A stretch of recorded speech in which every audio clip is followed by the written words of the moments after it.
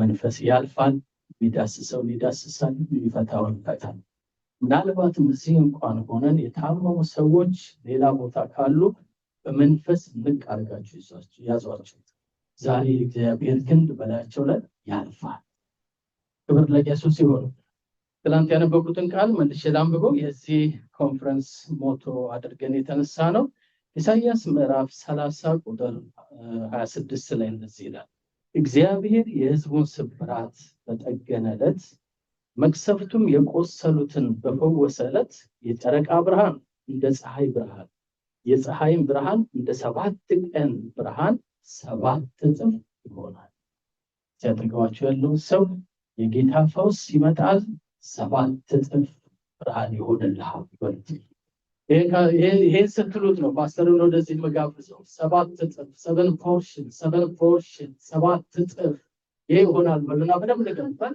የጌታ ቃል ነው ለሰው ቃል አይደለም የዘላለም ትንቢት ቃል ጌታ ይባረክ አንድ ፖርሽን ብቻ ይዘን መተን ይሆናል 7 ፖርሽን ይዘን እንሄዳለን አሉ ነው የሚለው 7 እጥፍ ክብር ለኢየሱስ ይሁን ፓስተር እንዴት እንቀበለው የጌታ ሰላም ለእናንተ ይሁን ሁላችን ለረዳን ደግሞም ላገዘን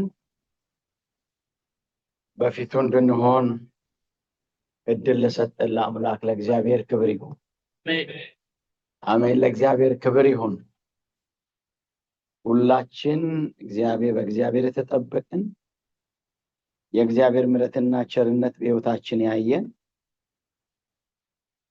ከጨለማ ወደሚደነቅ ብርሃን እግዚአብሔር ያወጣን ብዙ የማናልፋቸው ምዕራፎች እግዚአብሔር ድልድይ ሆኖ ያሻገረን እንደ ጠላቶቻችን ሐሳብ ቢሆን ዛሬ በሕይወት የለንም አዋጅ ተገልብጦ በሕይወት የኖርን ሰዎች ነንና ለአምላካችን ለእግዚአብሔር ከዚህ በላይ እልልታ ጭብጨባ ውዳሴ ይሁንልን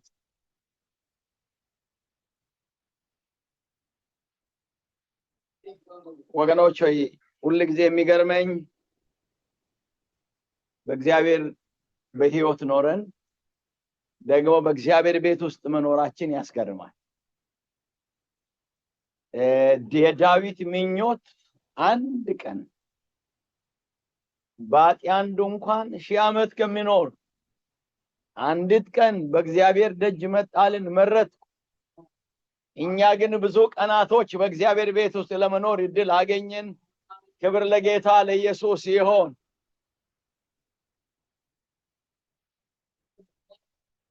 ስላየዋችሁ በጣም ደስ ብሎኛል በጣም የተወደደ መጋቢ ፓስተር ፋሲል በኢትዮጵያ በነበረ ጊዜ ትልቅ እግዚአብሔርን ስራ ሲሰራ ነበር በጣም የተወደደ እግዚአብሔር አገልጋይ ነው በጣም እንወደው የምናከብረው ነው ደግሞ መጥቼ ከሱ ጋር ጌታን የምታመልኩ ከሱ ጋር የምታገለግሉ ለወንጌል ስራ የተጠመዳችሁ እናንተን በማየት ደግሞ በጣም ደስ ብሎኛል ክብር ለጌታ ይሁን ጌታ ፈቃድ ሆኖ በመካከላችሁ ተገኝቻለሁ ለአጭር ጊዜ ነበር ከኢትዮጵያ ወደዚህ የመጣሁት ሲመጣ እዚህ ለመምጣት ፕላን አልነበረኝም ግን እግዚአብሔር በሚገርም ሁኔታ ወደዚህ እንዲመጣ ፈቃዱ ሆነ ከኛ አይምሮ በላይ እኛ ዝግጅት በላይ እግዚአብሔር እዚህ እንድናሳልፍ ፈቃዱ ሆነ ስለዚህ እግዚአብሔር ደግሞ አዋቂ ነው የሚረባን የሚያስብልን አምላክ ለዘላለም ክብር ይሁንለት ትናንትና የእግዚአብሔርን ቃል ምናልባት ስለራሴ እንግዲህ ምንም ብዙ የሚለው ነገር የለኝም ባለትዳር ነኝ 4 ሴት ልጆች አሉኝ ጌታ ረድቶኛል ለፈውን 34 ዓመት ጌታን አገልግያለሁ በከፍታ በዝቅታ ነገር ግን አንድ ነገር በዘመኔ ያልጎደለብኝ ዛሬም የማልጸጸተው እግዚአብሔር ከኔ ጋር ነበር ብዙ ከፍታ አይቻለሁ ብዙ ዝቅታ አይቻለሁ ትናንት አጠገቤ የነበሩ ዛሬ አጠገቤ የሌሉ ሰዎች አሉ ግን አንድም ጊዜ ያልተወኝ በአቅሜ ሳይሆን በብርታቴ በገጠርና በከተማ ጉልበት የሆነኝ ከክፉ ነገር ያዳነኝ መልካም መስሎ ከክፉ ነገር የሆነ አድኖ ዛሬ በፊታችሁ ያቆመኝ እግዚአብሔር ለዘላለም የተባረከ ይሁን ከዚህ ውጪ ታሪክ የለኝም። ታሪክ እግዚአብሔር ነው። ምንም ሳላቅ ጌታ የጠራኝ አልቻ ከሚያመልክ ቤተሰብ እግዚአብሔር የጠራኝ ሰው ነኝ። ዛሬ ግን እግዚአብሔርን ሐሳብ እግዚአብሔርን ፈቃድ ለማገልገል እድል አግኝቻለሁ። እግዚአብሔር እድል ስለሰጠኝ ነው በፊታችሁ ያለሁት። ወደዚህ ለመምጣት ሳስብ እንግዲህ እግዚአብሔር በልቤ ያስቀመጠውን አንዱን ክፍል ትናንት አካፍያቸዋለሁ።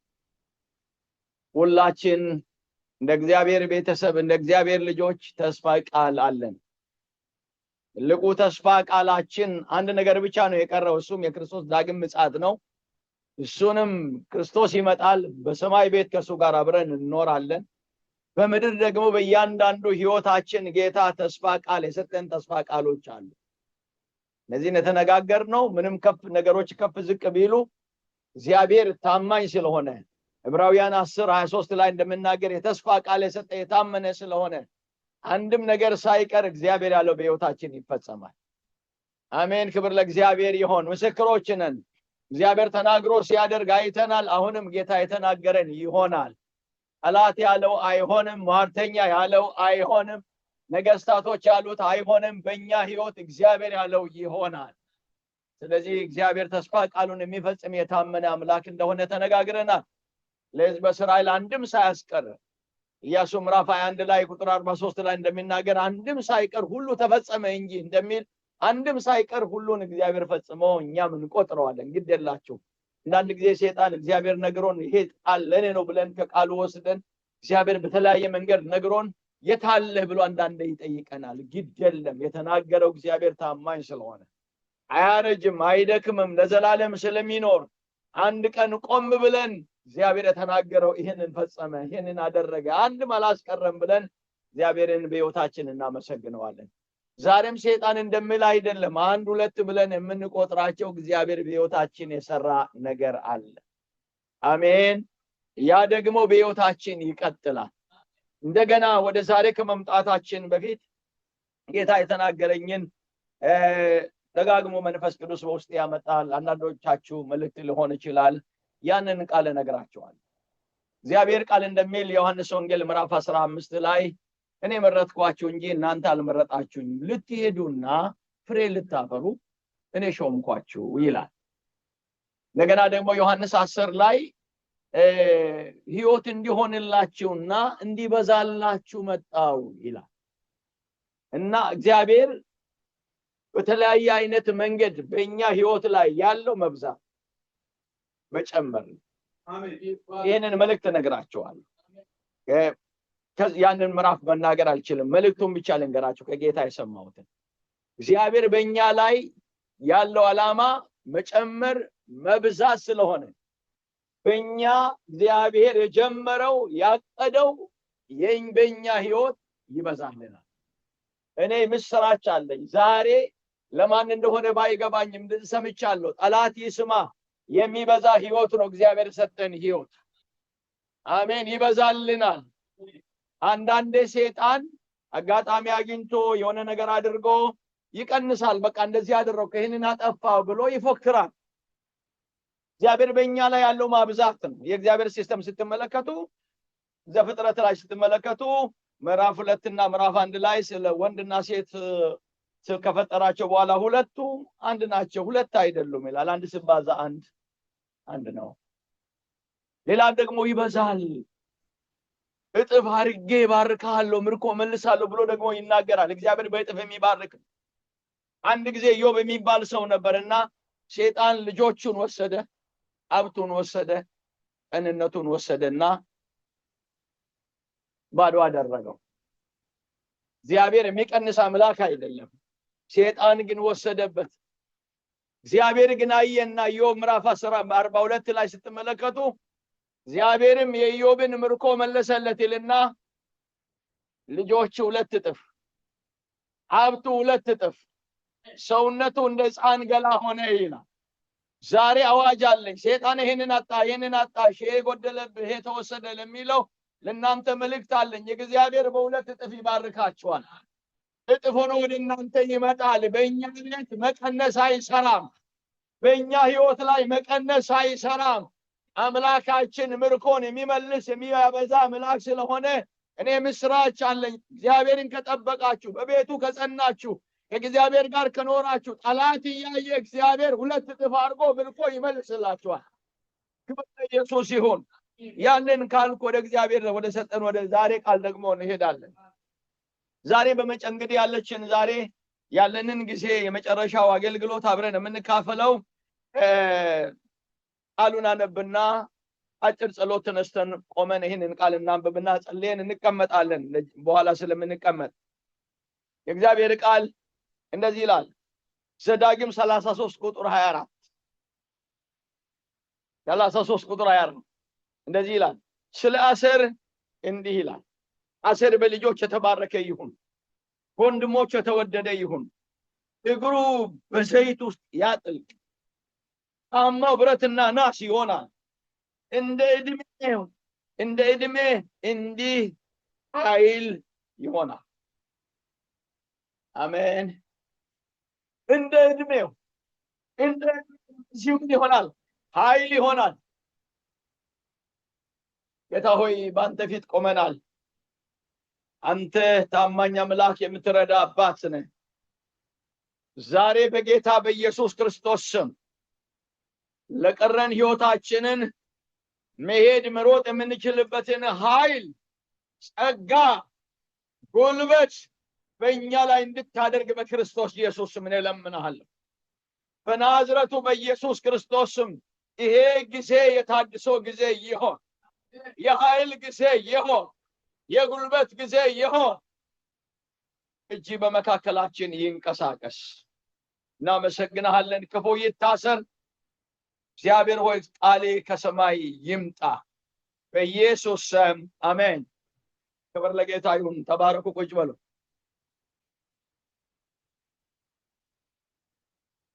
የምናገርበት ርዕስ ዘመናችንን በብርታት መኖር። ዘመናችንን በብርታት መኖር። መጽሐፍ ቅዱስን ስትመለከቱ መጽሐፍ ቅዱስ አንድ እውነት ይነግረናል። ሰው በራሱ ኃይል አይበረታም። አንደኛ ሳሙኤል ምዕራፍ 2 ቁጥር 9 ላይ ሰው በራሱ ኃይል አይበረታም የሚል ቃል እናገኛለን። ከዚህ የተነሳ ሰው በራሱ ኃይል ስለማይበረታ ብዙ ሰው በራሱ ኃይል ኃያላኖች የተባሉ ተነስተዋል፣ ደክመዋል። ብዙ ታላላቆች ተነስተዋል፣ ደክመዋል። ነገር ግን ሳይደክሙ ዘመን የተሸጋገሩ ዘመናቸውን በኃይል የጨረሱ ደግሞ የእግዚአብሔር ሰዎች አሉ። ይህንን ሁሉ መጽሐፍ ቅዱስ ይነግረናል። ዘመናቸውን በድል የጨረሱ፣ በብርታት የጨረሱና ዘመናቸውን በድካም የጨረሱትን ይነግረናል። ዘመናቸውን በድል የጀመሩ በክሳራ ወይ ደግሞ በውርደት የጨረሱ፣ ዘመናቸውን በድካም ጉለት በሚመስል ጀምሮ ከፍ እያሉ የሄዱ በብርታት የጨረሱትን ሰዎች ይነግረናል። ምስጢሩ ምንድነው ብለን ካልን ሰው በራሱ አይበረታም፣ ግን ሰውን የሚያበረታ እግዚአብሔር ነው። መዝሙር 24 ላይ እንደዚህ ይላል እግዚአብሔር ቃል ቁጥር 8 ይህ የክብር ንጉስ ማን ነው? እግዚአብሔር ነው ብርቱና ኃያል፣ እግዚአብሔር ነው በሰልፍ ኃያል ይላል። ኃያል የሆነው እግዚአብሔር፣ ለሕዝቡ ኃይልን የሚሰጥ እግዚአብሔር ሕዝቡ በዘመናት ሁሉ መካከል በድል እንዲኖሩ አድርጓቸዋል። እግዚአብሔር መጽሐፍ ቅዱስ እግዚአብሔር ለሕዝቡ ኃይልን ይሰጣል ይላል። ኃይልን የሚሰጥ አምላክ ስለሆነ ስለዚህ ወገኖች ሆይ ዘመናቸውን ጀምሮ እግዚአብሔር ያየላቸውን ጀምሮ ሳያዩ እርጅና የገጠማቸው ሰዎች አሉ በመጽሐፍ ቅዱስ። ዘመናቸው የተበላ የተወሰደባቸው ሰዎች አሉ። ዘመናቸውን ደግሞ በድል የጨረሱ አሉ። ስለዚህ ይህንን ማየት ያስፈልጋል። ሁልጊዜ ድካም የለም ካለ ድካም ድንገት ያገኘናል። ድካም ደግሞ ከድካም ጎን ደግሞ እግዚአብሔር ኃይል እንደሚሰጥ አምነን ኃይልን ለመቀበል ዝግጁ ከሆነ ደግሞ እግዚአብሔር ኃይል ይሰጠናል። ስለዚህ ሰው በዚህ 2 እድል ውስጥ ነው ያለ። እነዚህ እግዚአብሔር የሰጠን 2 እድሎች ዘመናችንን በኃይል ለመጨረስ፣ ያለ እርጅና ለመጨረስ እኛ እንደ እግዚአብሔር ሰዎች እግዚአብሔር ለኛ ያለው ዓላማና ዕቅድ እንደሆነ ማሰብ ያስፈልጋል።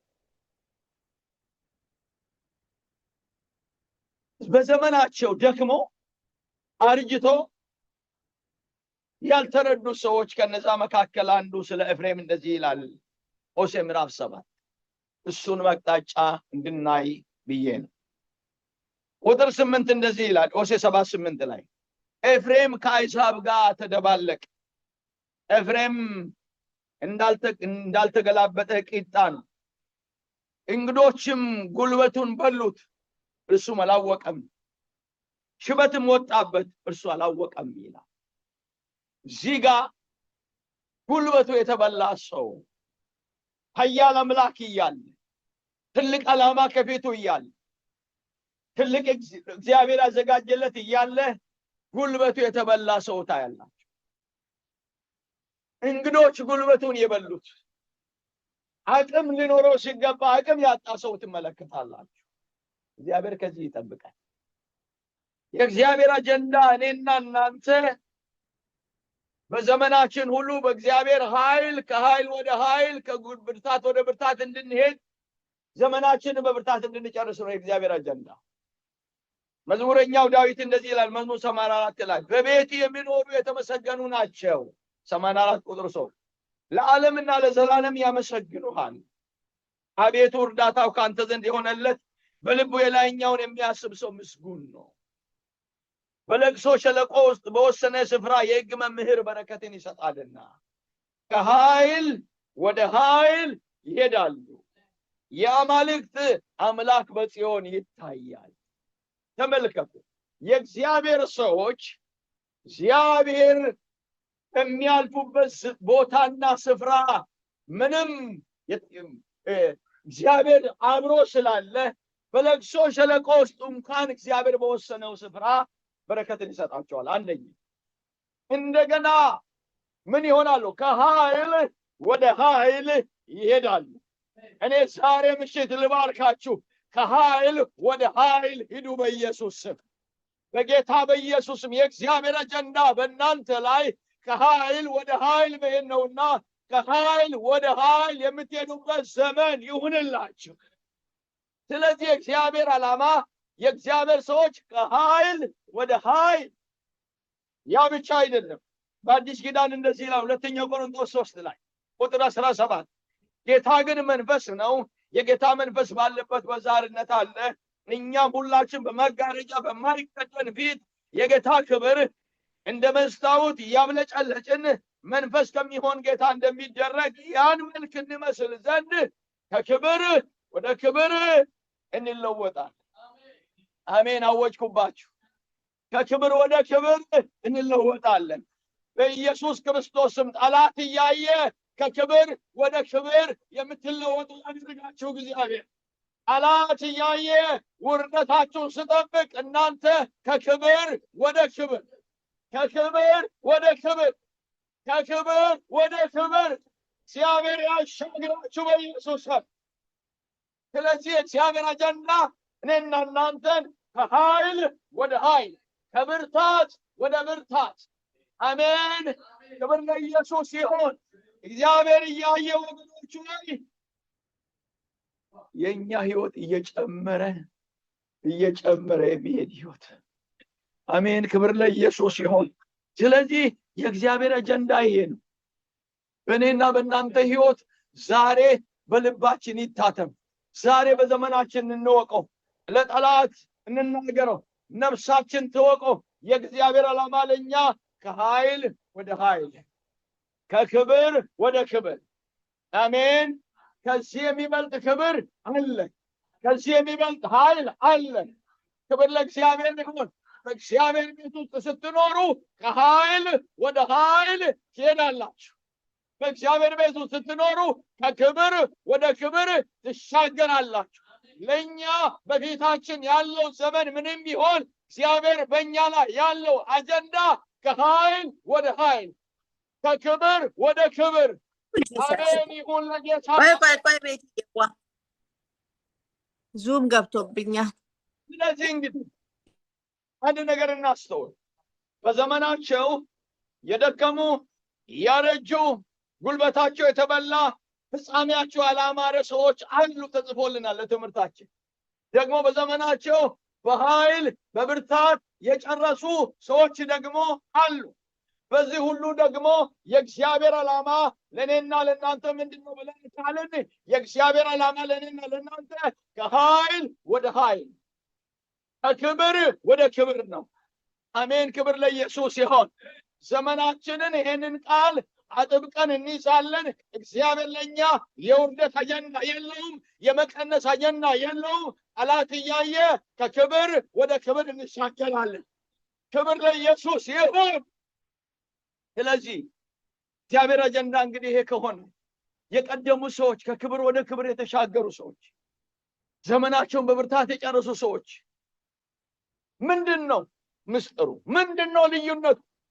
አንዱ ሲደክም፣ አንዱ በብርታት የጨረሱ፣ አንዱ እያሸነፈ ዘመናቸውን በድል ያለፉት፣ አገልግሎታቸውን በክብር የጨረሱት፣ ሩጫቸውን በክብር የጨረሱት፣ ክብራቸው እየጨመረ፣ ምንጫቸው እየጨመረ፣ ድላቸው እየጨመረ፣ ጸጋቸው እየጨመረ፣ እየደመቁ የእግዚአብሔር ክብር ከላያቸው ላይ እያብለጨለጨ የኖሩ ሰዎች ምንድነው ልዩነቱ? እሱን ነገሮች እንድናይ ይፈልጋል። ምኞት አይደለም የምናወራው፣ የሆነና የሚሆን ነገር ነው የምንሰራው። ስለዚህ ምስጢሩ ምንድነው? አንደኛ እነዚህ በድል የኖሩ ሰዎች፣ ከክብር ወደ ክብር የተሻገሩ ሰዎች፣ ዘመናቸውን ሁሉ በድል ያለፉ ሰዎች እነማን ናቸው? ወይ ደግሞ ምንድነው ብለን ካልን የመጀመሪያው ይሄ ምስጢሩ የእግዚአብሔር አብሮነት ነበር። ከነዚህ ሰዎች ጋር፣ ከስኬታሞች ጋር፣ ከባለድሎች ጋር፣ ከአሸናፊዎች ጋር ስታጠኑ ዙሪያቸው ገንዘባቸው አልነበረም፣ ኃይላቸው አልነበረም፣ ትምህርታቸው አልነበረም። እነዚህ ሰዎች የመክበራቸው፣ በድል የመኖራቸው ምስጢሩ እግዚአብሔር እነሱ ጋር። አሜን አሜን። ክብር ለኢየሱስ ይሁን። እንደዚህ ይላል ኢያሱ ዘዳግም ምዕራፍ 31 ዘዳግም 31 ቁጥር 7 አነባለሁ። ሙሴም ኢያሱን ጠርቶ በእስራኤል ሁሉ ፊት አንተ ከዚህ ሕዝብ ጋር እግዚአብሔር ለአባቶቻችሁ እንዲሰጥ ወደ ማለላችሁ ምድር ትገባለህና እርሷንም ለእነርሱ ታወርሳለህና ጽና፣ አይዞ። በፊት የሚሄዱትን እነርሱን በፊት የሚሄድ እርሱ እግዚአብሔር ነው፣ ካንተም ጋር ይሆናል፣ አይጥልህም፣ አይተውም፣ አትፍራ፣ አትደንግጥ አለው። ቀጠለና ምዕራፍ 1 ላይ ኢያሱ ምዕራፍ 1 ቁጥር 5 ላይ እንደዚህ ይላል። እግዚአብሔር ለኢያሱ ተገለጠለትና እንደዚህ አለ፣ በሕይወት ዕድሜ ሁሉ ማንም አይቋቋምም። ከሙሴ ጋር እንደሆንኩ እንዲሁ ካንተ ጋር እሆናለሁ። አሜን። አልጥልህም፣ አልተውህም። መቼ? በሕይወት ዕድሜ ሁሉ። የእግዚአብሔር ኪዳን ለዘላለም ነው። የእግዚአብሔር ምርጫ ለዘላለም ነው። ወረተኛ አምላክ የለንም። የወደዳቸውን እስከ መጨረሻ ድረስ ወደዳቸው ተብሎ እንደተጻፈ ለዘላለም የሚወድ፣ ለዘላለም እስከ ሽበት እስከ ሽምግልና የሚሸከም አምላክ አለን። ክብር ለገናና ስሙ ይሁን። ሃሌሉያ። ስለዚህ እግዚአብሔር እዚህ ጋር ሙሴም ነገረው ይህንን ምስጢር አስቀድሞ። እግዚአብሔር በፊት ይሄዳል፣ እግዚአብሔር ካንተ ጋር ይሆናል፣ አይጥልህም፣ አይተውህም፣ አትፍራ አለው። እግዚአብሔር መጣና ይህንን ቃል ነገረው። በሕይወት ዕድሜ ሁሉ ዛሬ ልባርካችሁ። በሕይወታችሁ ዕድሜ ሁሉ እግዚአብሔር ከእናንተ ጋር ይሆን። የማይጥል እግዚአብሔር፣ የማይተው እግዚአብሔር፣ የማይለወጥ እግዚአብሔር፣ ጊዜ የማይለውጠው እግዚአብሔር በዘመናችሁ ሁሉ ከእናንተ ጋር ይሆን በኢየሱስ ስም። በሕይወት ዕድሜ ሁሉ ማንም አይቋቋምህም። ምክንያቱ ሲባል እንዴት ሲባል ከሙሴ ጋር እንደሆንኩ እንዲሁ ከአንተ ጋር ሆናለሁ። ገባችሁ? ያለውን ሰው ተናግሮ እግዚአብሔር ከአንተ ጋር ይሁን በሉት። ከስጦታ ሁሉ በላይ ስጦታ፣ ከበረከት ሁሉ በላይ በረከት እግዚአብሔር ከአንተ ጋር ይሁን። እግዚአብሔር ከሁላችሁ ጋር ይሁን። እግዚአብሔር ከእናንተ ጋር ይሁን። ከሙሴ ጋር የነበረ ፈርዖንን ያንበረከከ ባህር የከፈለለት ከአለት ውሃ እግዚአብሔር ኢያሱ ጋር የወጣ ዮርዳኖስን የከፈለለት ኢያሪኮን ያፈረሰለት 31 ነገሥታቶችን ከፊቱ ያስወገደ ርስት የሰጠ እግዚአብሔር ይሁን።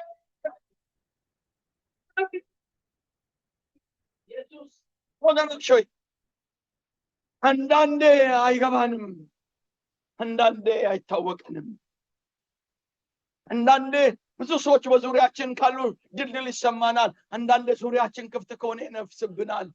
ነገር ግን ከሺዎች የሚበልጥ ከአባት ከእናት የሚበልጥ እግዚአብሔር ከኛ ጋር አለ። አሜን። ክብር ለእግዚአብሔር ይሁን። ግድ የላችሁም። እግዚአብሔር ከኛ ጋር ያለው ንጉሥ አይደለም፣ የነገስታት ንጉሥ ነው። ከኛ ጋር ያለ ጌታ አይደለም፣ የጌቶች ሁሉ ጌታ ነው። ጌታ አጠገባቸው ያሉ ዘመድ ያላቸው ባለጠጎች ያላቸው ይመካሉ። መጽሐፍ ቅዱስ ግን የሚመካ ቢኖር በእግዚአብሔር ይመካል። ሃሌሉያ። ሁለተኛ ዜና ላይ ስትመለከቱ እስራኤላውያንን ምዕራፍ 32 ላይ ሊወጉ ጠላቶቻቸው በመጡ ጊዜ ንጉሱ እንደዚህ ያለ፣ አይዟችሁ አይዟችሁ፣ ከነሱ ጋር ካሉት ይልቅ ከኛ ጋር ያለው ይበልጣል። ከነሱ ጋር ያለው የሥጋ ክንድ ነው። ከኛ ጋር ያለው ግን የሚረዳንና የሚዋጋልን እግዚአብሔር ነው። ከኛ ጋር ያለ እግዚአብሔር ነው። የማይጥል እግዚአብሔር፣ የማይተው እግዚአብሔር፣ ይዛይቶ የማይከዳ እግዚአብሔር፣ ለዘላለም የሚሸከም እግዚአብሔር። ሃሌሉያ። ክብር ለጌታ ይሁን። ስለዚህ አይዞህ አለ። ዛሬ በዚህ ቃል ላበረታታችሁ እፈልጋለሁ። አይዟችሁ አይዟችሁ። ከኢያሱ ጋር የነበረ እግዚአብሔር፣ ከሙሴ ጋር የነበረ እግዚአብሔር ከኛ ጋር ይሆናል። ከዛስ አልጥልህም አልተውህም፣ አይጥለንም፣ ግድ የለንም፣ ግድ የላችሁም፣ አይጥለንም፣ አይተወንም። አለቀልን ስባል ያስቀጠለን እግዚአብሔር፣ ወደቅን ስንል የደገፈን እግዚአብሔር። አሜን። ክብር ለገናና ስሙ ይሁን። ስለዚህ የመቀጠላቸው ምክንያት እግዚአብሔር ከነሱ ጋር ነበር። እግዚአብሔር ከነሱ ጋር ነበር። ሕዝበ እስራኤል መዝሙር 24 ላይ ቆም ብሎ አሰቡ። እግዚአብሔር ከኛ ጋር ባይሆን፣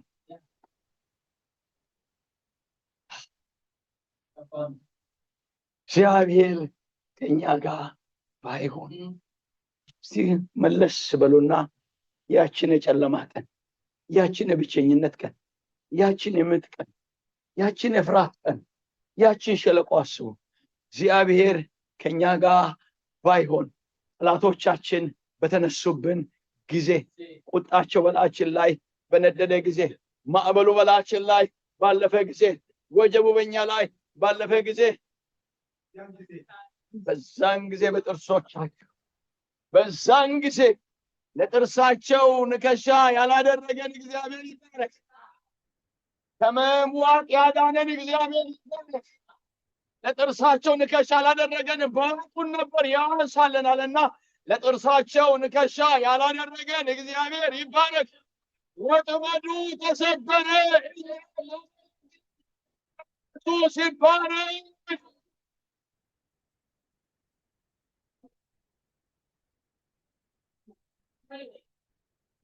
መቼም እዚህ መካከል ድል አግኝቼ ነገር ተመቻችቶ ዘመን ረድቶኝ እዚህ ደረስኩ የሚል ሰው ካለ ሞኝነት ነው። እኛ ወጥመድ የተሰበረልን ሰዎች፣ የሰይጣን ወጥመድ ለአንድና ለዘላለም ተሰብሯል። አንዳንድ ጊዜ ጠላት ቢያስፈራራንም ለአንድና ለዘላለም ሰብረን ወጥተናል እኛ። ስለዚህ ወገኖች ሆይ እግዚአብሔር ከኛ ጋር ነበረ፣ ደግሞ እግዚአብሔር ከኛ ጋር ይሆናል። ዳዊት ስትመለከቱ ንጉሥ ዳዊት መጽሐፍ ቅዱስ ስለሱ ሲናገር እንደዚህ ይላል። ሐዋርያት ሥራ ምዕራፍ 2 ቁጥር 25 ዳዊትም ስለ እርሱ እንዲህ ይላል። ግዳችሁ ታገኛላችሁ ብሉይ ኪዳን ላይ። ጌታን ሁሉ ጊዜ በፊት ለፊቴ አየዋለሁ፣ እንዳልታወክ ደግሞ በቀኛል። ያ ዳዊት ብላቴናው ዳዊት፣ ሳኦል ብዙ ጊዜ ጦር ወረወረበት ዳዊት፣ ፍልስጤማውያን ሊገሉት የሚፈልጉት ዳዊት፣ ጎልያድ ፊት ቆሞ ጎልያድ የናቀውና ሊገለው የተዘጋጀው ዳዊት አንድ ነገር ይላል በዘመኑ፣ ዞር ብዬ አንተን ካጠገቤ አላጣሁ። አሜን። ጌታን ሁሉ ጊዜ በፊት ለፊቴ አየዋለሁ፣ እንዳልታወክ ደግሞ በቀኝ አለ። ይሄ አምላክ ነው ዳዊትን ዘመን ያሸጋገረው። ይሄ አምላክ ነው ዳዊትን ያሻገረው። ስለዚህ ነው ሳሙኤል ምዕራፍ 5 ላይ ሁለተኛ ሳሙኤል ምዕራፍ 5 ቁጥር 10 ላይ ዳዊትም እየበረታ ሄደ፣ እግዚአብሔርም ከሱ ጋር ነበረና ይላል። እየበረታ ሄደ። ምን የሆነ ቀስት እየተወረወረበት፣ ጦር እየተወረወረበት፣ እሱ ሲዘምር ሳኦል ጦር እየወረወረበት ዳዊት ሞተ፣ ዳዊት ጠፋ፣ ዳዊት አበቃለት አይደለም የሚለው። ዳዊት ግን እየበረታ ሄደ። ምክንያቱስ እግዚአብሔር ከሱ ጋር ነበረና። አሜን፣ ክብር ለእግዚአብሔር ይሁን። ከሰው ጋር የነበረ ዳዊትን ያበረታ። ሄዳችሁ ሁለተኛ ሳሙኤል ምዕራፍ 3 ቁጥር 1 ላይ ስትመለከቱ በሳኦል ቤትና በዳዊት ቤት ለብዙ ዘመን በዳዊት ቤት ለብዙ ዘመን ጦርነት ነበረ ይላል። ጦርነት ሆነ።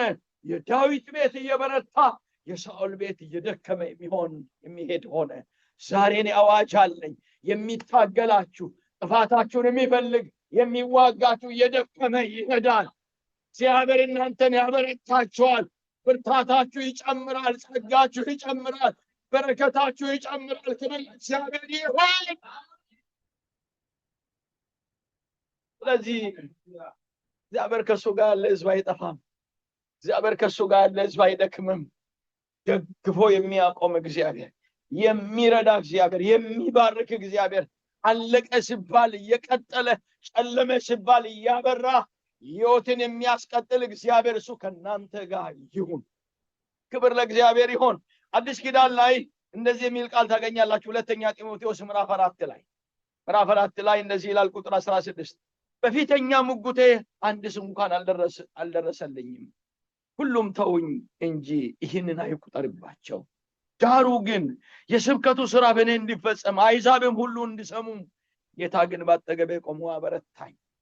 ከአንበሳ አፍ ዳንኩ፣ ጌታም ከክፉ ነገር ሁሉ ያድነኛል፣ ለሰማያዊ መንግሥት ይጠብቀኛል። ለእርሱ ከዘላለም እስከ ለዘላለም ክብር ይሁን፣ አሜን፣ ሃሌሉያ። በብሉይ ኪዳን አባቶቻችንን የረዳቸው ያበረታቸው ከጠላት ያስጣላቸው እግዚአብሔር በአዲስ ኪዳን ደግሞ እንደዚህ ይላል። ጳውሎስ በፍርድ ቤት በቀረበ ጊዜ ሰው ነውና የሚያገለግላቸው ሰዎች ናቸውና ሰዎች አልደረሱለትም። በፍርድ ቤት ቀርቦ አሳች ነው፣ ውሸተኛ ነው ሲባል የሚመሰክርለት አንድ ሰው አልተገኘም።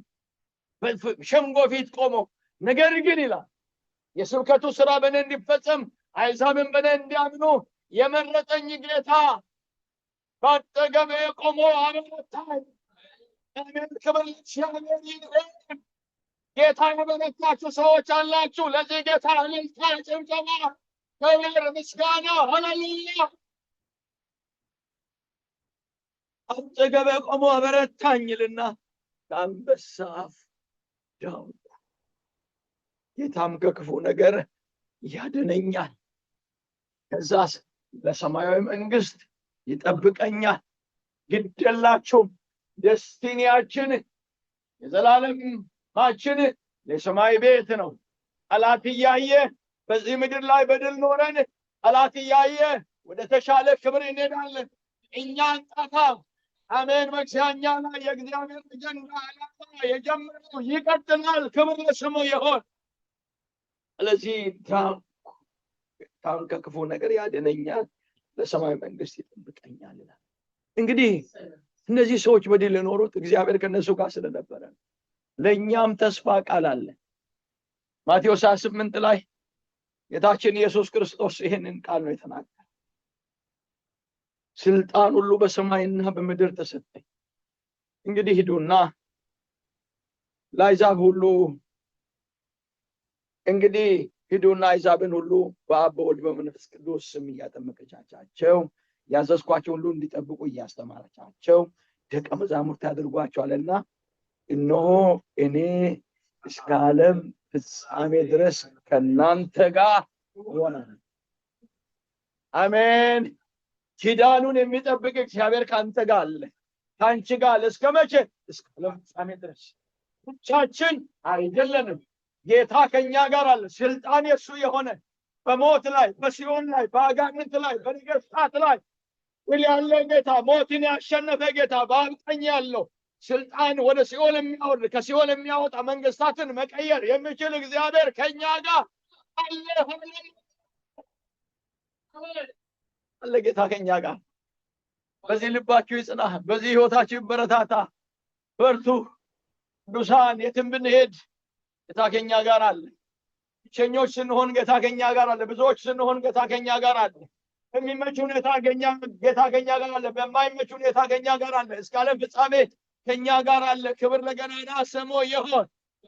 አዲስ ኪዳን ኢየሱስ ክርስቶስ እኛ አምላክ የሌለን ሰዎች፣ እኛ አሕዛብ የተባልን ሰዎች ለኛ መጣ። ኢየሱስ መጣ።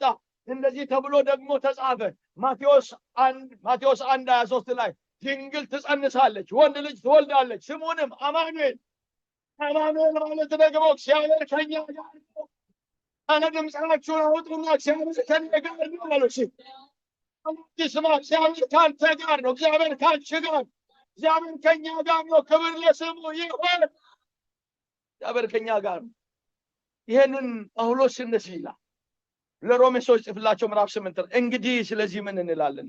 8 ላይ ሮሜ 8:31 ላይ እግዚአብሔር ከኛ ጋር ከሆነ ማን ይቃወመናል? ለገዛ ልጁ ያራራለት፣ ነገር ግን ስለ ሁላችን አሳልፎ የሰጠ ያው ከሱ ጋር ደግሞ ሁሉ ነገር ያው እንዴት አይሰጠን?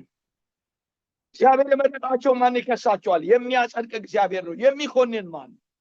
የሞተ ይልቁንም ከሙታን የተነሳ በእግዚአብሔር ቀኝ ያለው ደግሞ ስለኛ የሚማልድ ክርስቶስ ኢየሱስ ነው። ከክርስቶስ ፍቅር ማን ይለየናል? ክርስቶስ ፍቅር ማን ይለየናል?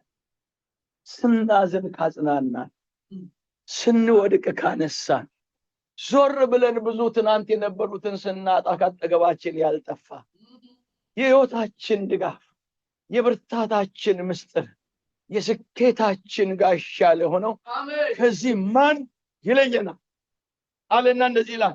ክርስቶስ ፍቅር ደግሞ ማን ይለየናል አለና መከራ ወይንስ ጭንቀት ወይንስ ስደት ወይንስ ራብ ወይንስ ራቁትነት ወይንስ ፍርሃት ወይንስ ሰይፍ፣ ይህ ሁሉ እግዚአብሔር ካለው ፍቅር አይለየንም።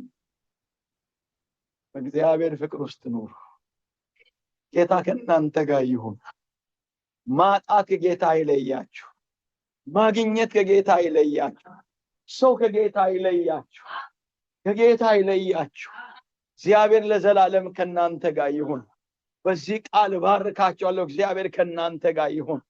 እግዚአብሔር ከሱ ጋር ያለ ሕዝብ ሁሉ ጊዜ ከኃይል ወደ ኃይል፣ ከድል ወደ ድል ዘመኑን በድል ይጨርሳል። ሁለተኛው እግዚአብሔር ሰዎች በድል የመኖራቸው ዘመናቸውን በብርታት የመኖራቸው ምስጢር የእግዚአብሔር መንፈስ በእነሱ ላይ ነበር። የእግዚአብሔር መንፈስ ወገኖች፣ ይህንኑ ጊዜ ወስጄ ብናገር ደስ ይለኛል፣ ግን ጊዜ ስለሌለኝ አጭር ነገር ስናገር ስለ እግዚአብሔር መንፈስ። ዘካርያስ ምዕራፍ 4:6 ላይ ለዘሩባቤል የተጻፈው ቃል ይሄ ነው።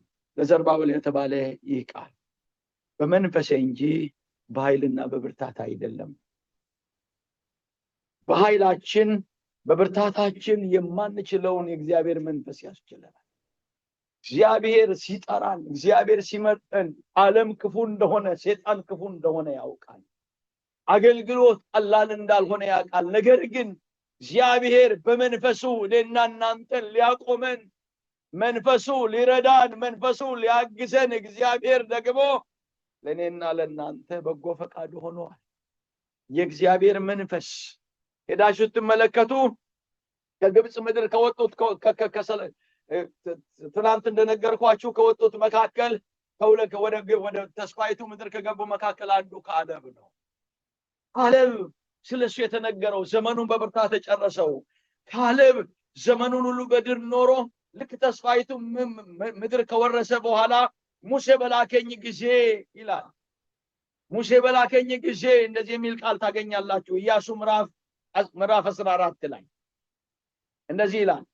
ሙሴ በዛን ቀን አምላክን እግዚአብሔርን ፈጽመህ ተከትለሃልና እግሬ የረገጠውን ምድር ለአንተና ለልጆች ለዘላለም ርስት ይሆናል ብሎ ማለት። አሁንም እነሆ እግዚአብሔር ለሙሴ ይህንን ቃል ከተናገረ በኋላ እስራኤል በምድረ በዳ ሲዞሩ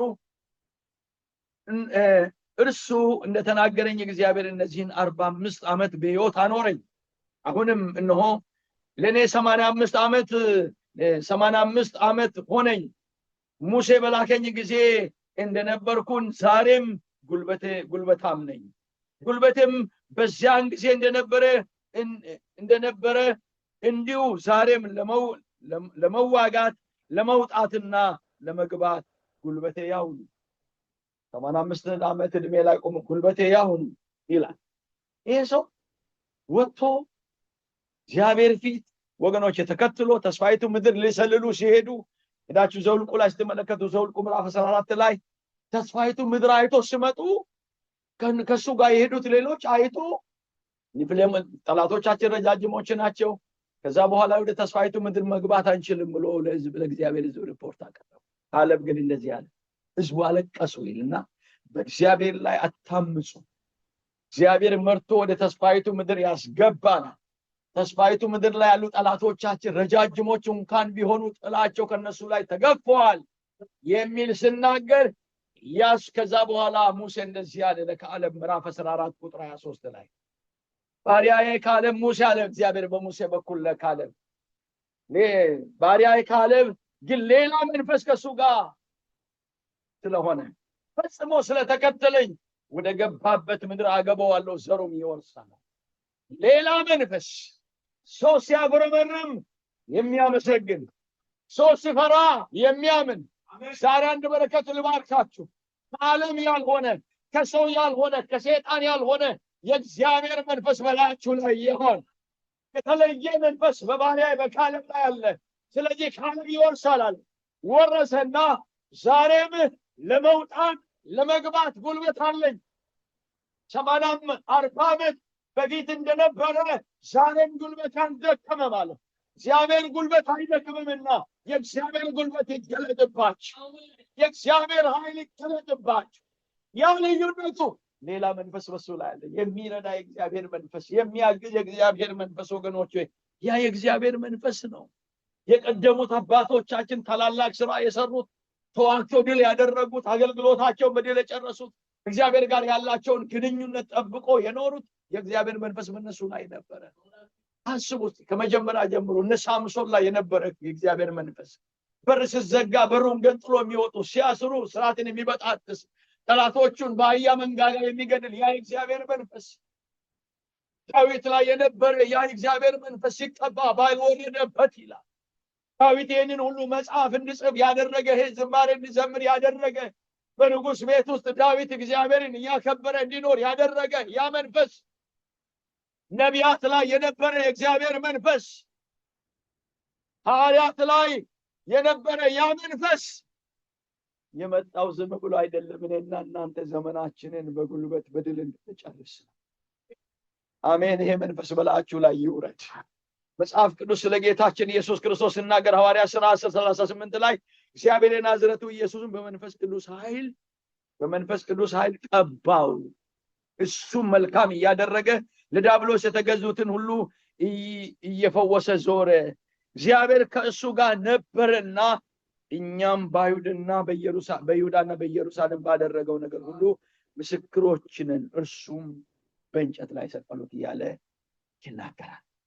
ኢየሱስን እግዚአብሔር እንግዲህ ተመልከት፣ አምላክ ሰው ሆኖ ሲመጣ ሉቃስ ምዕራፍ 4 ላይ የጌታ መንፈስ በእኔ ላይ ነው። ማቴዎስ ምዕራፍ 3 ላይ ልክ ተጠምቆ ሲወጣ መንፈስ ቅዱስ በእርግብ መልክ ወረደበት ይላል። ከዛ በኋላ ወደ ምድረ በዳ ሲወጣ በመንፈስ ቅዱስ ተመርቶ በምድረ በዳ ወገኖቹ ከሰይጣን ጋር ያለውን ውጊያውን ፈተናውን አሸነፈ። ዘመኑን በሙሉ ጌታችን ኢየሱስ ክርስቶስ በእግዚአብሔር ቅባት ነው የጨረሰው። ስለዚህ ወገኖች እኔና እናንተን የሚረዳ የእግዚአብሔር መንፈስ አለ፣ ቅባቱ አለ። በክርስቶስ ኢየሱስ የእግዚአብሔር መንፈስ ካስፈለገው ለእኔና ለእናንተ ይልቁንም እንዴት አብልጦ ያስፈልገናል። ስለዚህ ጌታችን ኢየሱስ ክርስቶስ ደግሞ ለኛ የሰጠው ዮሐንስ ወንጌል ምዕራፍ 16 ስትመለከቱ፣ ሉቃስ 24:49 ስትመለከቱ የመንፈስ ቅዱስን ተስፋ ለኛ ሰጠ። እኔ እንዲሄድ ይሻላችኋል፣ እኔ ካልሄድኩ አጽናኙ አይመጣም። ያ የእውነት መንፈስ በመጣ ጊዜ ወደ እውነት ሁሉ ይመራቸዋል። እኔ የተናገርኩትን ቃል ያሳስባቸዋል። አጽናኝ የሆነ መንፈስ፣ መሪ የሆነ መንፈስ። አሜን። ሉቃስ 24 ላይ እነሆ አባቴ የሰጠውን ተስፋ እኔ እልክላችኋለሁ፣ እናንተ ግን ከላይ ኃይል እስክትቀበሉ በኢየሩሳሌም ቆዩ አለ። ልክ ሐዋርያት ሥራ ላይ መጣና ሐዋርያት ሥራ 1 ላይ ከእነርሱ ጋር አብሮ ሳሉ ከኢየሩሳሌም እንዲሁ እንዳይወጡ አዘዛቸው። ነገር ግን ከኔ የሰማችሁትን አብ የሰጠውን ተስፋ ቃል ጠብቁ። ዮሐንስ በውሃ ጥምቆ ነበርና ነገር ግን ከጥቂት ጊዜ በኋላ በመንፈስ ቅዱስ ትጠመቃላችሁ አላቸው። ነገር ግን ቁጥር 8 መንፈስ ቅዱስ በእናንተ ላይ በወረደ ጊዜ በእናንተ ላይ በወረደ ኃይልን ትቀበላላችሁ፣ በኢየሩሳሌምም በይሁዳም ሁሉ በሰማርያ እስከ ምድር ዳርቻ ድረስ ምስክሮቼ ትሆናላችሁ አለ። አሜን። ክብር ለኢየሱስ ይሁን። አሜን። ክብር ለኢየሱስ ይሁን። ይሄንን ተስፋ ቃል ከሰጣቸው በኋላ ምዕራፍ 2 ላይ ተሰብስቦ ሳሉ ባለ 50 የተባለ ቀን በደረሰ ጊዜ ሁሉ በአንድ ልብ ሆኖ አብሮ ሳሉ ድንገት እንደሚነጥቅ አውሎ ነፋስ ከሰማይ ድምፅ ወጣ። ተቀምጦ የነበሩበት ቤት ሞላ። እንደ እሳት የተከፋፈሉ ልሳኖችም ታዩአቸው፣ በእያንዳንዳቸው ላይ ተቀመጡባቸው። በሁሉም መንፈስ ቅዱስ ሞላባቸው። መንፈስ ቅዱስ ይናገሩ ዘንድ እንደሰጣቸው በሌላ ልሳን መናገር ጀመሩ። ተመልከቱ። የሐዋርያትን 100% ህይወታቸውን የቀየረ የመንፈስ ቅዱስ ኃይል በእነሱ ላይ ሲመጣ፣ መንፈስ ቅዱስ በእነሱ ላይ ሲመጣ ደካማው ብርቱ ሆነ። መንፈስ ቅዱስ በእነሱ ላይ ሲመጣ ካዲው ታማኝ ሆነ። ፈሪው ጴጥሮስ ደፋር ሆነ። መንፈስ ቅዱስ በእነሱ ላይ ሲመጣ በደረሱበት ሁሉ ያስፈሩ ነበረ። ሞገስ ነበራቸው። እግዚአብሔር ከነሱ ጋር ነበረ። በደረሱበት ሁሉ ለጥያቄ ሁሉ መልስ ነበር። ለታሰሩት መፈታት ነበሩ። ለዲያብሎስ እሳት ነበሩ። ከዚህ ነው እንግዲህ ወንጌልን በድል የተወጡት፣ ወንጌልን ያገለገሉት የመንፈስ ቅዱስ እሳት በእነሱ ላይ ስለነበረ። አሜን። ያ መንፈስ ዛሬም ያገኘን በኢየሱስ ስም። ያ መንፈስ ዛሬም ያገኘን በኢየሱስ ስም። የሚገርመው ይሄ ከሆነ በኋላ ሐዋርያት ምዕራፍ 2 ላይ ካያችሁ በኋላ በተለያየ ጊዜ መንፈስ ቅዱስ ይሞሉ ነበር። መንፈስ ቅዱስ አንድ ጊዜ ብቻ የሚደረግ ሙላት አይደለም። ሁል ጊዜ መንፈስ ቅዱስን መሞላት፣ በኃይል ለመሄድ፣ በስልጣን ለመኖር፣ ጉልበታም ለመሆን፣ ኃጢአትን ለማሸነፍ፣ ዓለምን ለማሸነፍ፣ ጠላትን ለማሸነፍ፣ የእግዚአብሔር ሐሳብ ለማገልገል መንፈስ ቅዱስን መሞላት። አሜን። ይሙላን መንፈስ ቅዱስ። አሜን። ያገኘን በዚህ ምሽት። አሜን። ክብር ለኢየሱስ ይሁን። ጌታችን ኢየሱስ ክርስቶስ ዮሐንስ 7:37 ላይ ከበዓሉ ቀን በኋላ በትልቅ ድምፅ እንደዚህ አለ፣ ማንም የተጠማ ቢኖር ወደ እኔ ይምጣና ይጠጣ፣ መጽሐፍም እንደሚል የሕይወት ውሃ ምንጭ ከሆዱ ይፈልቃልና። ወገኖቼ ለሕይወታችን ስኬት፣ ለአገልግሎታችን ውበት፣ ለድላችን ምስጢር የእግዚአብሔር መንፈስ። አሜን። ክብር ለእግዚአብሔር ይሁን። እኛ ሰዎችን እንደክማለን፣ የእግዚአብሔር መንፈስ ግን አይደክምም። የእግዚአብሔር መንፈስ ግን ያግዛል። አሜን። ክብር ለኢየሱስ ይሁን። እኔ ወደ ጌታ ስመጣ ወደ ጌታ መጥቼ ስለ ምንም ነገር ሳላቅ ማለት ምንም ነገር ሳላቅ፣ ታሪኩ ብዙ ነው። ይሄንን አንዱ ፓርት ብቻ ልንገራችሁ እና ልክ የፋሲካ ቀን ነበረ፣ ጾም ጸሎት ነበረ። ጾም ጸሎት ላይ ቆየን። ከዛ በኋላ ፋሲካ ቀን ቤት ገባው። ጌታን ተቀብዬ 3 ወር ባልሞላ ጊዜ ውስጥ ነው ስለ መንፈስ ቅዱስ ምንም ነገር አላውቅም፣ ስለ ወንጌል አላውቅም። ነገር ግን ቤቴ ተንበርክኬ አባታችን ሆይ ማለት አልችልም። ነገር ግን ተንበርክኬ እግዚአብሔር ሆይ አመሰግናለሁ በሰላም አሳድረኝ ብዬ ነው የምተኛው። አንድ ቀን ተንበርክኬ በዛ በትንሣኤ ቀን ላይ የሆነ ኃይል ከላይ ጀምሮ በውስጥ ያለፈ። ከዛ በኋላ ፈራ፣ ምን እንደሆነ አላውቅም። በኢየሱስ ስም አልኩና ተነስቼ አልጋ ላይ ወጥቼ ተኛ ሌሊት።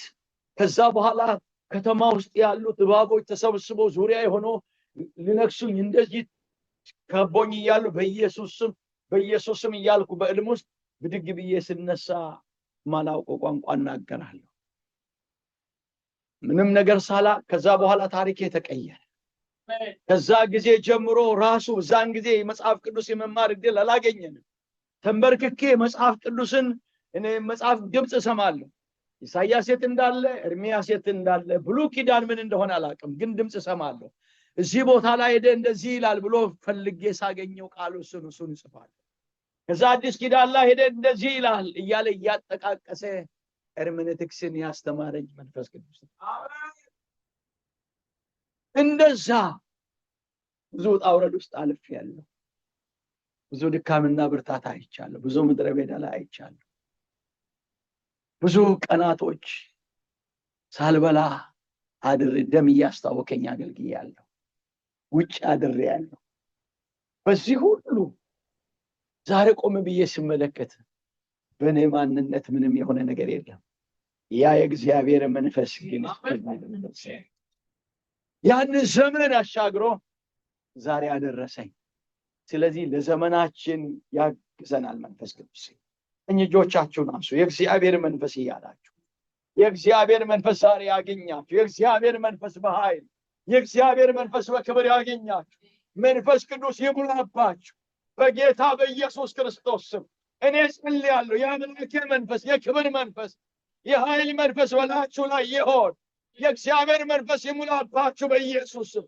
የእግዚአብሔር መንፈስ፣ የኃይል መንፈስ፣ የመገለጥ መንፈስ፣ የክብር መንፈስ ነቢያት ላይ የነበረ ሐዋርያት ላይ የነበረ ድንቅና ታምራት የሚሰራ ዘመናችሁ ጉልበቱን የሚያደርግ በላያችሁ ላይ ይሁን በኢየሱስ ስም።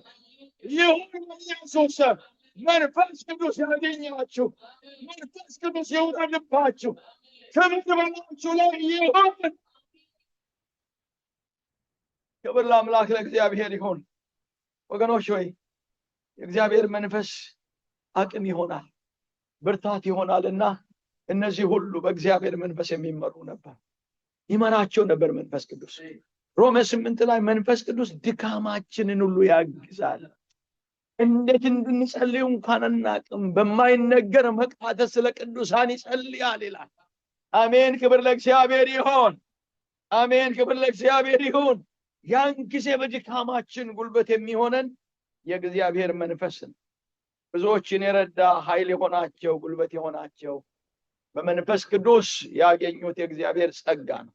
ሁለተኛ ቆሮንቶስ ምዕራፍ 12 እንደዚህ ይላል፣ ስለዚህ በመገለጥ ታላቅነት እንዳልታበይ የሥጋዬ መውጊያ የእርሱ የሚጎስመኝ የሰይጣን መልእክተኛ ተሰጠኝ፣ ይህም እንዳልታበይ ነው። ስለዚህ ነገር ከኔ እንዲነሳ 3 ጊዜ ጌታን ለመንኩ፣ እርሱ ጸጋዬ ይበቃል፣ ኃይሌ በድካሜ ይፈጸማል አለኝ። እንግዲህ የኢየሱስ ክርስቶስ ኃይል ያድርብኝ ዘንድ በብዙ ደስታ በድካም ልመካ እወዳለሁ። ስለዚህ ስለ ክርስቶስ በድካም በመንገላታት በችግር በስደት በጭንቀት ደስ ይለኛል። ሲደክም ያን ጊዜ ኃይለኛ ነኝ። አሜን። ሲደክም ያን ጊዜ ኃይለኛ ነኝ። ምክንያቱስ የእግዚአብሔር መንፈስ የእግዚአብሔር ጸጋ ድካማችን በላይ የሚሆን እግዚአብሔር ጸጋ በድካማችን የሚሰራ እግዚአብሔር ጸጋ። ክብር ለኢየሱስ ይሁን። ይሄ ጸጋ ያገኛችሁ በጌታ በኢየሱስ። ይሄ ጸጋ ይውረድባችሁ በኢየሱስ ስም። አሜን። ክብር ለኢየሱስ ይሁን። ያን ጊዜ ደሳይ ሲደክም በቃ ጠላት ወደቀ፣ ጠላት አበቃለት ስል ዛን ጊዜ ኃይለኛ ነኝ። ምክንያቱም የእግዚአብሔር ጸጋ የእግዚአብሔር መንፈስ። ስለዚህ በእግዚአብሔር ጸጋ ነበረባቸው። መጽሐፍ ቅዱስ ሲናገር ሐዋርያት ሥራ ምዕራፍ 4 ላይ በሁሉም ላይ ታላቅ ጸጋ ነበረባቸው ይላል። ቁጥር 33 ላይ ታላቅ ጸጋ ነበረባቸው ቀደሙ ክርስቲያኖች።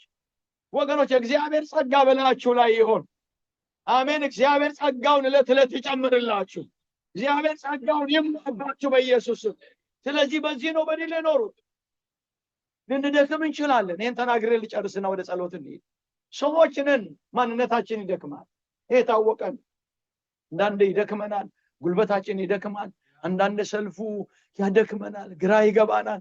ነገር ግን እግዚአብሔር አምላክ ደግሞ ኃይልን የሚያድስ አምላክ ነው። እንዴት ነው ዘመናቸውን በድል የጨረሱ ብላችሁ ስትሉ የመጨረሻው ኃይላቸው ይታደስ ነበር። አሜን። ተገፍቶ ተዋግቶ ደከመን አቃተን ስሉ እግዚአብሔር ኃይላቸውን ያድሳል። አሜን። ክብር ለኢየሱስ ይሁን። ወደ ጌታ መጥቼ እንዳልኳችሁ ምንም ነገር ሳላቅ አንድ አሶሳ የሚባል ሀገር ሄድኩኝ ዘመዶቼ ጋር እና እዛ አንድ ፕሮግራም ነበር፣ ሰርግ ነበር አንድ ቤት ውስጥ እኛ የምናድርበት ቤት ውስጥ እና እኛ ውጪ ነበር እና የዓለማውያን ሰርግ ነው። ከዛ ወደ ቤቱ ስንመለስ እኛ የተከራየነው ቤት ውስጥ ነው ሰርግ ያደረጉት፣ የራሳቸው ቤት ስለሆነ የኔ ዘመዶች የተከራዩ ማለት ነው። ከዛ ማታ ስንገባ ቤቱ በቃ ጠጅና ጠላ ቤት ውስጥ አረቄ ሽታው፣ ወደ ቤቱ ስንገባ ራስ ምታት የሚያስዝ መንፈሱ ፊት ለፊት ሌሊት ላይ። ከዛ በኋላ ከኔ ጋር ጌታን የተቀበለ ወንድም ነው እዛ ጋር ያለው፣ ገና ጌታ አዲስ ነን። ከዛ ጸልየን እንተኛ ስል እኔ መጸለይ አልችልም ብሎ አልጋ ላይ ወጣ። እኔ ደግሞ ያው ጸሎት እኮ ምንም ረጅም ጸሎት የለም 2-3 ደቂቃ ነው። እኔ ልጸልይ ብዬ ስንበረከክ አይጥ ከየት እንደመጣ አላቅም፣ ጣቴን ግጥም አድርጎ አይጥ ያዘኝ ማለት ነው። እንደዚህ አይነትም አይቻልም። ከዛ እኔም ዘልዬ አልጋ ላይ ወጣ። ከዛ እንደዛ አደርን። ጠዋት ስነሳ ከተማው ሲሄድ ሴጣን ፊት ለፊት ያወራኛል። ምንም የትም መድረስ አልችልም፣ አንተ ምንም አታውቅም፣ ወደ ቀድሞ ጓደኞች ሄድ ይነግረኛል፣ ያወራኛል ማለት ነው። ዝም ብዬ እሄዳለሁ። በቃ ምንም ግራ ገባኝ።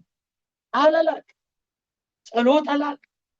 በጨላለመ ጊዜ እየሄድኩኝ ድንገት ድምፅ በውስጤ ይፈሳል። የሚፈሰው ድምፅ ግን እንዲህ የሚል ነው፣ እግዚአብሔር የዘላለም አምላክ የምድር ዳርቻ ፈጣሪ ነው፣ አይደክምም፣ አይታክትም፣ ማስተዋልም አይመረምርም። እነሆ እንደዚህ ይላል፣ ወጣቶች ይደክማሉ፣ ጎበዛይቶች ፈጽሞ ይወድቃሉ። እግዚአብሔርን በመተማመን የሚጠባበቁ ግን ኃይላቸውን ያድሳሉ። አሜን። ክብር ለእግዚአብሔር ይሁን። ወንጌል እንደሆነ አላውቅም። ቃሉን ተቀበልኩና እግዚአብሔር የዘላለም አምላክ የምድር ዳርቻ ፈጣሪ ነው፣ አይደክምም፣ አይታክትም፣ ማስተዋልም አይመረመርም፣ ለደካማ ኃይልን ይሰጣል፣ ብርታት የለውም ጉልበትን ይጨምራል። ወጣቶች ይደክማሉ፣ ጎበዛይቶች ፈጽሞ ይወድቃሉ። እግዚአብሔርን በመተማመን የሚጠባበቁ ግን ኃይላቸውን ያድሳሉ፣ እንደ ንስር በክንፋቸው ይወጣሉ፣ አይደክሙም፣ አይታክትም።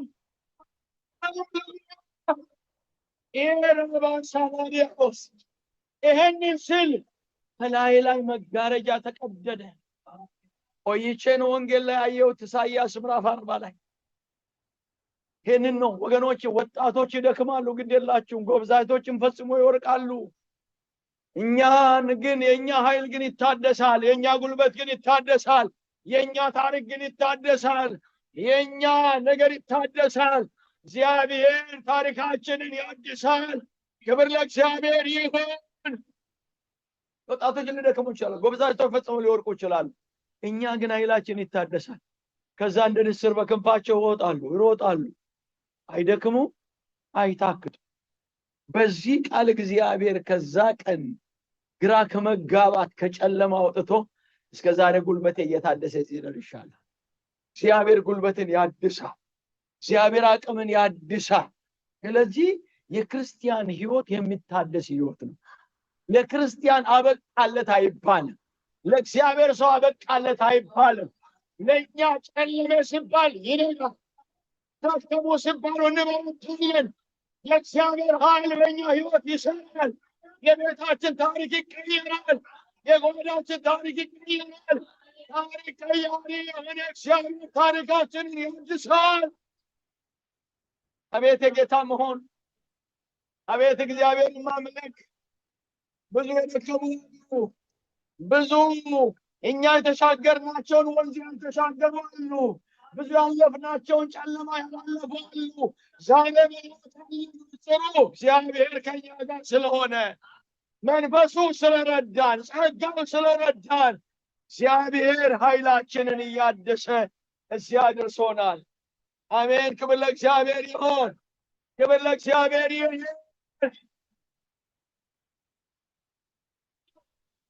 ስለዚህ ሁሉ ጊዜ ስትደክሙ ይሄንን አስቡ። የኛ ታሪክ ይታደሳል፣ የኛ ጉልበት ይታደሳል። መስቀሉ ፊት ስንመጣ የኛ ኃይል ይታደሳል። ወገኖች እግዚአብሔር ቃል እንደዚህ ይላል ኢሳይያስ 57:10 ላይ በመንገድሽ ብዛት ደከምሽ፣ ነገር ግን ተስፋ የለውም አላልሽምና የጉልበትን መታደስ አገኘሽ፣ ስለዚህ አልዛልሽም። አሜን አሜን። ክብር ለእግዚአብሔር ይሁን። እስራኤል ትባክን ነበረ። እግዚአብሔር በብዙ መንገድ ትሄድ ነበረ። አንደ ወደ ጣዖት ትሄድ ነበረ፣ አንደ ወደ ተለያየ። ነገር ግን ምኖች ደከምሽ። ነገር ግን ተስፋ ስላልቆረጥሽ፣ ተስፋ አለው ስላልሽ የኃይልን መታደስ አገኘሽ። እግዚአብሔር ኃይላችሁን ያድስላችሁ። እግዚአብሔር ጉልበታችሁን ያድስላችሁ። ወገኖች የኛ ይሄንን ማመን አለባችሁ። ምንም ቢሆን ብትደክሙ ለጠላት እጃችሁን አትስጡ፣ ለድካም እጃችሁን አትስጡ። እግዚአብሔር ላለማምለክ ጊዜ ፈቃዳችሁን አትስጡ። የኛ ጉልበት ይታደሳል። ደክመን ብዙ ጊዜ አቅቶኛል፣ ብዙ ግራ ገብቶኛል፣ ያለቀስኩባቸው ጊዜያቶች አሉ፣ መሄጃ ያጣሁባቸው ጊዜያቶች አሉ። ነገር ግን በቃ ከዚህ በኋላ ጌታንም አላገለግልም፣ እኔ ዝም ብዬ በቤት ቁሜ ላመልክ ብቻ ፈልጋለሁ ብዬ በርከክ ስል ግን ጉልበቴ ሲታደስ አይቻለሁ፣ ኃይሌ ሲታደስ አይቻለሁ። የኛ አምላክ ኃይልን ያድሳል። ክብር ለገናና ስሙ ይሁን። እንዲህ ተብሎ ተጽፏል በአዲስ ኪዳን ሁለተኛ ቆሮንቶስ ምዕራፍ 2 ቁጥር 16 ስለዚህ አንታክትም፣ ነገር ግን የውጭ ሰውነታችን ቢጠፋስ እንኳን የውስጥ ሰውነታችን ዕለት ዕለት ይታደሳል። ዛሬ ሰውነታችን ውስጣዊ ማንነታችን ይታደሳል፣ ጉልበታችን ይታደሳል። ታሪክን የሚያድስ ጉልበትን ለሚያድስ ለአምላክ ለእግዚአብሔር እልልታ፣ ጭብጨባ፣ ውዳሴ ይሁን። ስለዚህ እንዴት በዘመናቸው በድል ጨረሱ ብለን ካልን ኃይላቸው እየታደሰ ነው ጨረሱ።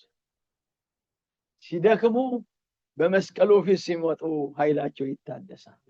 እኔ ብዙ ጊዜ እላለሁ ሲደክመን አቅም ስናጣ አንዳንዴ ያው ከሰጋ እንኖራለን። ቤተሰብ መካከል ኮንፍሊክት ሲፈጠር፣ ስራ ቦታ አስቸጋሪ ነገር ሲገጥመን መፍትሄው እረፍት ወስደን መዝናኛ መሄድ አይደለም። ሰዎች ይሄንን ነው የሚያደርጉት። እሱ ራስን ማታለል ነው። እሱ የአይዛብ ልማድ ነው። እረፍት አያስፈልግም እያልኩ አይደለም።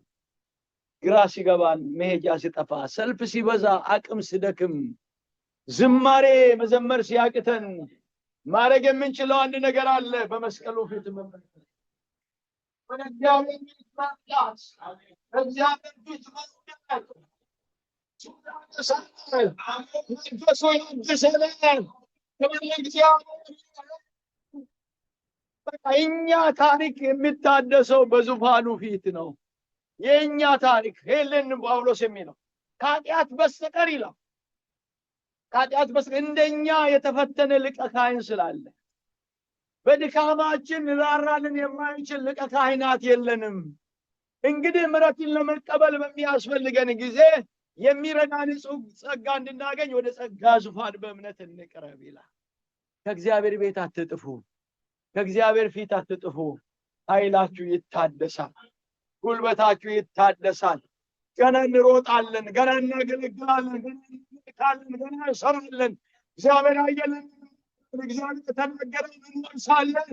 ክብር ለኢየሱስ ይሁን።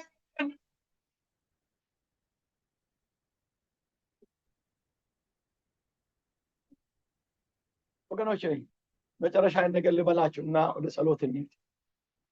ንስር ታሪክ ስታጠኑ ንስር ያለው ዘመን በተፈጥሮ የተሰጠው ዕድሜ 70 ዓመት ነው። ነገር ግን የሚደክመው በ40 ዓመት።